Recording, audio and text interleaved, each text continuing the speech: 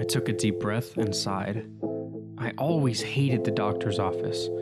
Thankfully, I was a pretty healthy guy and I only had to visit during my regular checkups. I had so many issues with the atmosphere, you'd probably think I was a nut. Every little detail was uncomfortable to me, from the dreary white walls to the awkward atmosphere of everyone in the room. I always found myself sitting tensely in the waiting room, checking my phone or fidgeting nervously in some manner. There was constantly a feeling of anxiousness and foreboding crawling up my spine. After 10 more minutes of this, the doctor was ready to see me. The checkup went as normal as always. No health issues and nothing to be worried about. A clean bill of health. I left the office in a hurry, wanting to get out ASAP. On the way out, I noticed a flyer for a missing woman. Handmade by her family or a friend, it seemed.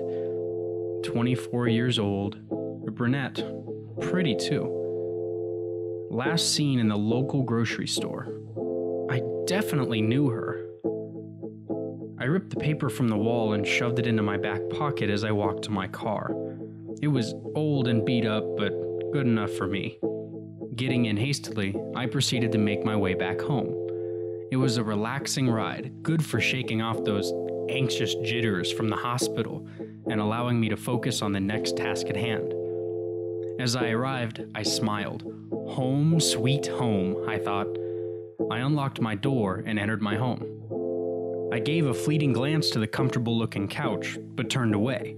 I had work to do. I put away my car keys and retrieved another pair of keys on a keychain. I jingled them playfully as I walked out my door into the backyard. As I walked, I felt uneasy, like something bad was going to happen. I shrugged it off and kept moving, happy to be back at work. My house was in the middle of nowhere. I liked that. I went further back, out of my yard and into the tree line. After approximately half an hour of walking, I saw exactly what I was looking for. My woodshed. Finally, work could commence. I unlocked the heavy padlock and stepped in, swinging the door wide open. I made my way through the shed, passing by an assortment of axes and saws. The last owner left them there. I wasn't really fond of those. I liked being more, well, precise. I finished my walk through the shed and came to a trap door at the far end. I retrieved the keys from my pocket and again unlocked a hefty padlock. I couldn't help but smile and inhale deeply. I stepped down the trapdoor stairs slowly, but with excitement. Getting to the bottom, I gazed around. Everything was just as I had left it. Good. The walls were painted a vibrant red, but the walls weren't completely covered.